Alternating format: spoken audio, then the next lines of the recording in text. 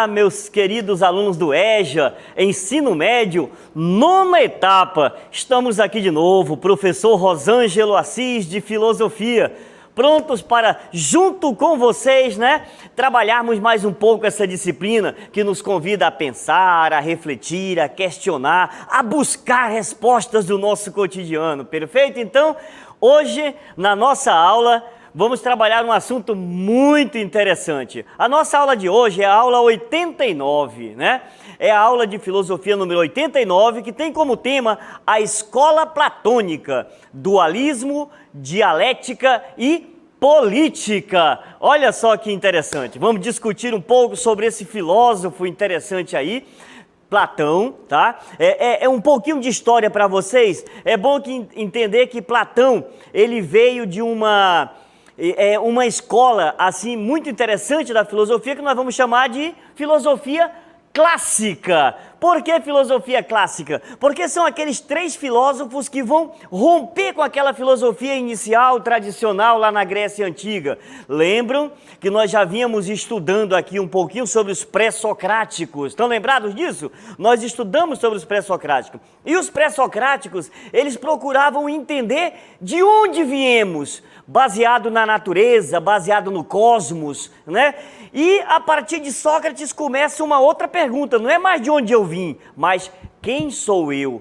E a partir dessa pergunta aí, vem um grupo de filósofos interessantes, primeiro com Sócrates, depois com Platão e depois com Aristóteles, certo? Mas hoje nós vamos conversar um pouquinho sobre Platão. Venham comigo, vamos conhecer um pouquinho esse camarada. Olha só, Platão, ele é um filósofo grego, logicamente, Ele nasceu em Atenas, tá? É bom entender um pouquinho aqui, gente, olha, Platão, ele era de uma família rica, de uma família nobre, de uma família abastada de Atenas, tá certo? E aí o que o Platão fez? Platão era preparado para se tornar um político, era preparado para se tornar um líder dentro da sua comunidade. Só que no meio desse caminho, Platão conheceu Sócrates, e aí desandou tudo aquilo. Vamos entender um pouco o seu pensamento a partir daí, perfeito?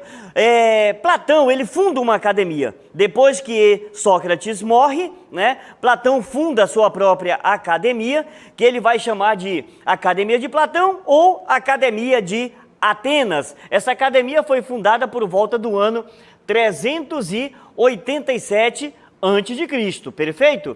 Trata-se da primeira universidade da história. Olha só que legal. A nossa primeira universidade foi justamente aí, é considerada essa Academia de Platão, uma universidade de filosofia. Que bacana, hein? Muito bem.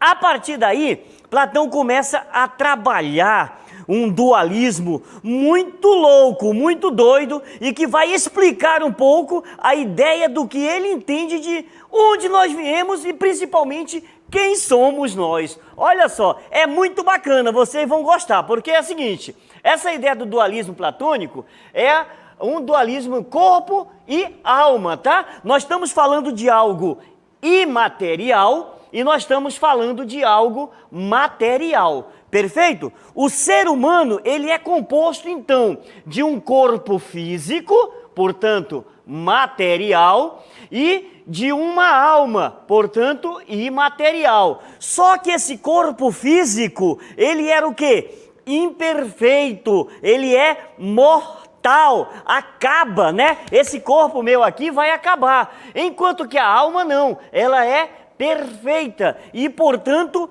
imortal. Estão conseguindo me acompanhar aí? Nós temos algo imaterial, perfeito, imortal, mas nós temos algo material, mortal. O que é esse algo material? Então, o Rosângelo aqui, o professor Rosângelo, tem as duas coisas nele, corpo e alma, perfeito? E o que é muito importante dentro desse pensamento platônico, não podemos pensar um sem o outro, tá? O ser humano, ele não pode ser pensado apenas como corpo e nem pode ser pensado apenas como alma. É indissolúvel a ligação entre os dois. Ou seja, se existe só a alma, não é humano. Se existe só o corpo, não é humano. Me acompanhe aí, porque isso é muito importante, principalmente para quem vai prestar vestibular mais tarde, hein? Porque esse assunto aí, como diz o ditado, ele brinca de pira nas avaliações do vestibular, tá certo? Então, Platão, ele começa a tentar entender, a tentar explicar, e ele está se baseando um pouquinho naquilo que o seu mestre Sócrates falava. Por quê? Porque Sócrates acreditava em quê? Na imortalidade da alma, né? Ora, se Sócrates acreditava na imortalidade da alma, então significa que existem aí uma ideia de dois mundos aí, perfeito? E Platão começa a tentar entender melhor isso daí. Por isso que Platão vai dizer para nós o seguinte: a vida intelectual, no seu pensamento, esse dualismo platônico para ele diz que a vida intelectual é nada mais, nada menos do que uma conversão da alma, tá certo? A alma, ela procura o quê?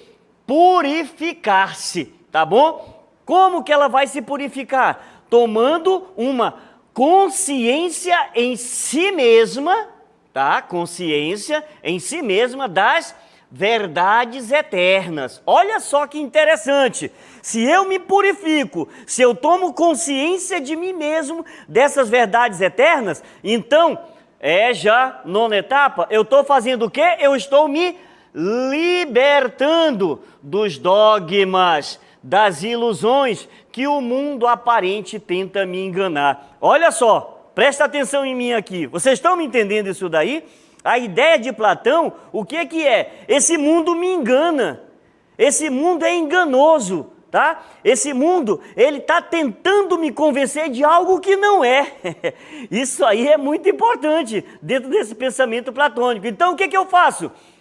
A minha consciência inteligível, ela é capaz de ver além daquilo que se aparenta, além daquilo que se apresenta para mim. Isso é muito forte no pensamento platônico. É por isso mesmo que ele divide, né, essa ideia em dois mundos opostos. Quais são os mundos opostos? Ele vai chamar de inteligível e ele vai chamar de sensível, né? O mundo inteligível e o mundo sensível. Sendo quem é esse mundo inteligível? Na concepção platônica, esse mundo inteligível é a nossa razão. Tá? E o outro, o mundo sensível, são os nossos sentidos. O que que o Platão está querendo dizer com isso daí? Platão está querendo dizer que a nossa capacidade de pensar, de analisar, de refletir, está acima daquilo que é a nossa capacidade de sentir. Por quê? Porque as nossas sensações podem nos enganar. Enquanto que a minha razão, quando ela chega a uma verdade, ela não consegue mais me enganar. Mesmo que essa verdade possa ser questionada depois. Então é por isso que, por exemplo, Platão, quando ele baseia toda a nossa razão nesse mundo inteligível, ele vai dizer, esse é o mundo mais verdadeiro, porque ele é mais igual, ele não vai mudar nunca. Olha só, quem assistiu o filme Matrix? Não sei se vocês já assistiram Matrix. Matrix, ele trabalha bem essa ideia dos dois mundos aí, né? Então, existe um mundo além daquilo que os meus olhos podem ver, que os meus sentidos podem perceber. É por isso que, na próxima cartela, vocês vão perceber um pouco isso daí, é por isso que diz o seguinte, olha, no mundo das ideias de Platão, o que que acontece? A famosa teoria das ideias de Platão, ele vai dizer o quê? Que a nossa razão era o mundo inteligível. Por quê? Porque é o mais verdadeiro e se mantém igual. Olha o exemplo aqui desse cavalo aí. Vocês estão percebendo? Vocês estão percebendo um bocado de cavalozinho aí embaixo? Com uma seta apontando para um único cavalo. Por quê? Porque na concepção platônica, esse cavalo aqui é o cavalo realmente inteligível, é o mais verdadeiro de todos. Por quê? Porque ele não vai mudar nunca. E o que que vai mudar? O restante da nossa ideia, do nosso pensamento. Por que que vai mudar? Porque são as nossas sensações que vão criar quem é. E a gente vai analisar, olha, existem vários tipos de cavalos, não é verdade? Mas a ideia de cavalo, aquela ideia original, é única. Eu tenho a ideia desse cavalo. É a mesma coisa que eu pegar uma mesa. Eu coloco uma mesa aqui, o que é que eu vou dizer para vocês? Existe uma mesa, existe uma ideia de mesa, mas existem vários tipos de mesas diferentes, né? Mas existe a mesa verdadeira, aquela mesa de onde está essa ideia maior, perfeito? Então é essa a ideia do nosso mundo inteligível. Não esqueçam disso, tá bom? Foquem bem nesse ponto aí. E o mundo sensível, professor? Ah, mas o mundo sensível, ele está baseado em quê? Nessa realidade sensível que é informada por quem? Pelos nossos sentidos. Já está dizendo, se é informada pelos nossos sentidos, então nem tudo aquilo pode ser verdadeiro. Por quê? Porque ele se altera, ele se transforma, não se mantém igual. É ou não é verdade? Então é aquela ideia de, às vezes eu vejo uma coisa que não é a realidade do que realmente eu estou vendo. Opa, pera lá, está meio confuso isso daí, professor. Não, não está confuso. A ideia é justamente essa daí. A gente tem que tomar muito cuidado. Olha o pensamento de Platão para a nossa realidade hoje. Nós estamos num mundo extremamente bombardeado de mídias, né? Como é que se diz? Facebook, é Instagram, é um bocado de coisa surgindo aí, é TikTok, é isso, é aquilo. Olha o tanto de coisa que estão aí. E o que acontece muitas vezes? A verdade se aparece para a gente como uma verdade absoluta e, no entanto, são o quê? Fake news. A gente tem que tomar muito cuidado com isso daí.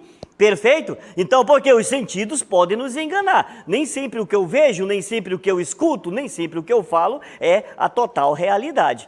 E aí o que acontece, então, nesse processo todo? O que acontece é o seguinte, é o que nós vamos ver na próxima cartela aqui, né? Qual a diferença básica entre esses dois mundos? O mundo sensível e o mundo inteligível.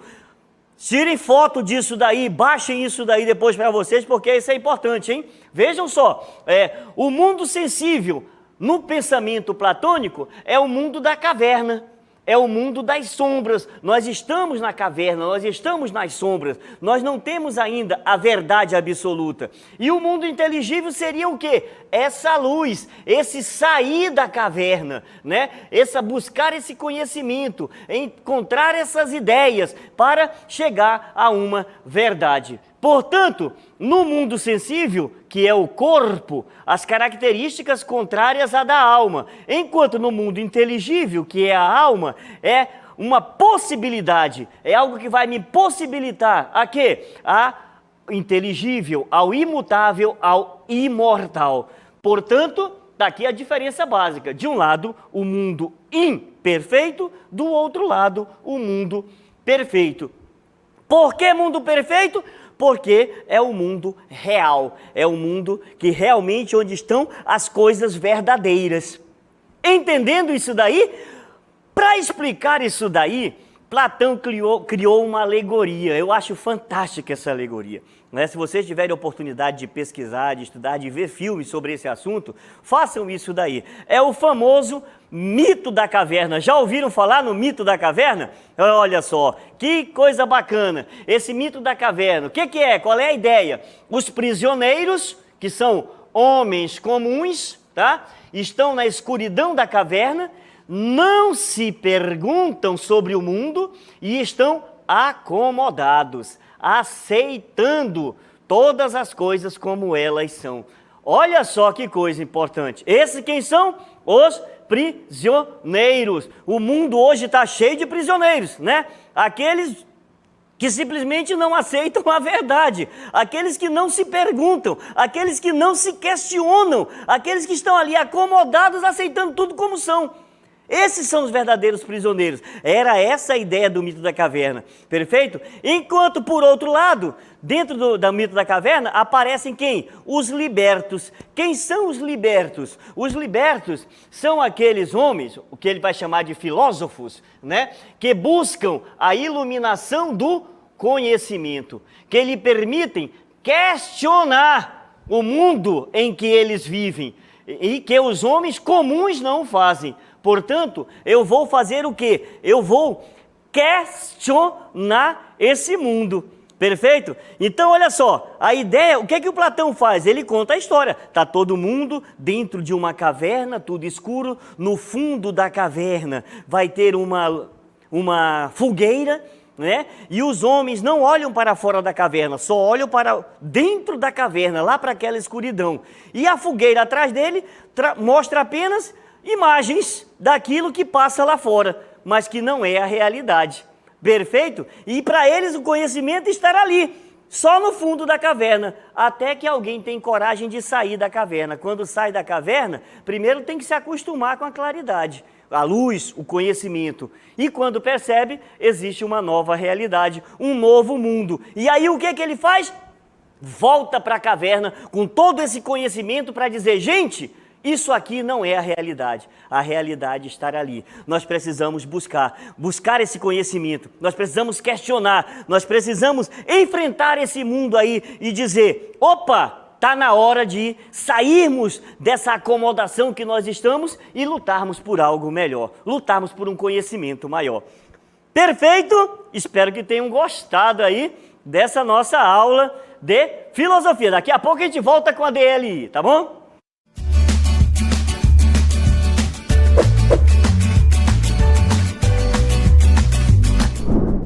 Muito bem, vamos lá então para a nossa DLI. Olha só, nós temos uma questãozinha aí, bem interessante, tá? Vamos ler atentamente o texto, e aí depois da leitura do texto, lá do Mundo de Sofia, nós vamos tentar responder baseado nesse texto aí, né? A partir dessa citação do Mundo de Sofia, com base no mito da caverna, escreva o que você compreendeu sobre a diferença entre o homem comum e o filósofo. Perfeito? E a questão número 2 você vai completar esse quadro aí, tá? Baseado naquilo que vocês aprenderam aqui comigo na aula e o que vocês já conhecem, o que significa a caverna, o homem acorrentado, sair da caverna, né? A pessoa que sai da caverna, tá? O prisioneiro que volta na caverna. Vamos tentar entender tudo isso daí. Então, daqui a pouco eu volto para a nossa interatividade. Perfeito?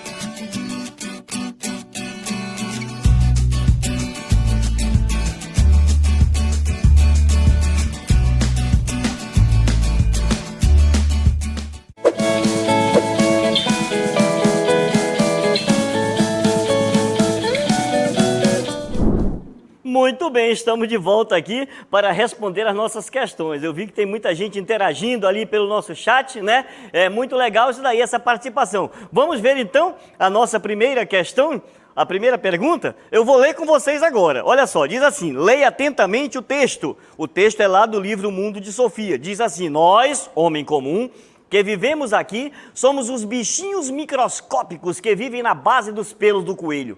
Mas os filósofos tentam subir da base para a ponta dos finos dos pelos, a fim de poder olhar bem dentro dos olhos do grande mágico. Perfeito! A partir desta citação, e com base no mito da caverna, o que você compreendeu sobre a diferença entre o homem comum e o filósofo? Eu vi que tem muitas respostas aí interessantes, mas vamos então tentar achar a nossa resposta aqui. O que vocês acharam? Se bateu, se combinou com o que vocês responderam aí, tá bom? Então vamos lá, olha só gente, era uma resposta pessoal, né? Era uma resposta pessoal, essa ideia de tentar entender. Então, o que é isso? De onde viemos, né? De onde nós somos? Então,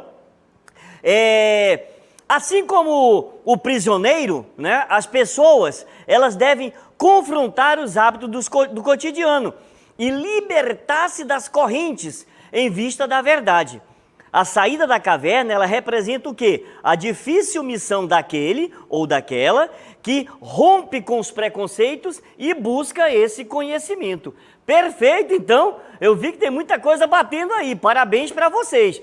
Vamos ter que romper, né? Vamos ter que romper, temos que confrontar esses hábitos cotidianos. Temos que romper, muitas vezes, com esses pensamentos, para tentar buscar e encontrar um novo pensamento e uma nova verdade. Isso é sair da caverna. Vamos sair, então, da caverna e buscar novas respostas aí, e buscar novos conceitos, né? E buscar levar um mundo melhor, tentar alcançar um mundo melhor, uma convivência melhor dentro da nossa família, dentro das nossas comunidades. Então, vamos tentando então? Beleza, então.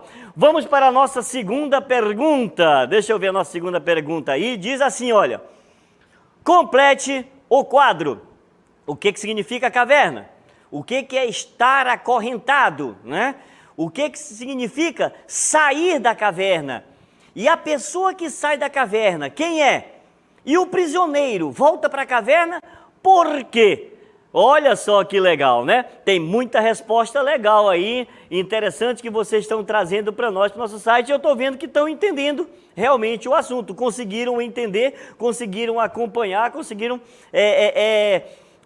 captar aquilo que Platão queria falar para nós, né? Lembra? Eu contei a historinha da caverna ali para vocês, as pessoas lá dentro, tudo acorrentadas, grudadas uma na outra, bem pertinho, e de repente, né, só olhando no fundo da caverna, aquelas sombras. E agora, professor, o que a gente vai fazer? A gente vai sair dessa caverna? Não vai sair da caverna? A primeira pergunta nos questionava sobre isso daí. Vamos ver então a resposta dessa segunda pergunta aí. Ela diz o seguinte, olha só. O que significa no texto caverna? A caverna significa a ideia do quê? Do mundo sensível. Lembra que eu falava para vocês? Mundo sensível e mundo inteligível. E o que era o mundo sensível? Era aquele mundo que a gente fica ali parado, olhando, ninguém se compromete com nada. Esse seria o mundo sensível, perfeito? Muito bem. O que significa estar acorrentado? Estar acorrentado significam pessoas presas nesta realidade sensível, acomodadas. É o homem comum, não é? É o homem comum. Mas e sair da caverna significa o que então? Ora, sair da caverna significa se libertar, tá?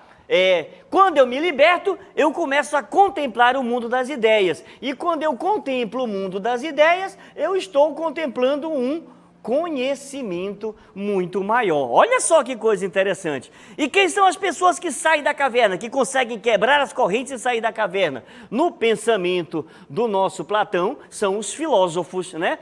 E quem são os filósofos? Todos nós somos filósofos. Todos nós que questionamos, que rompemos, que quebramos essas barreiras, nós somos filósofos, perfeito?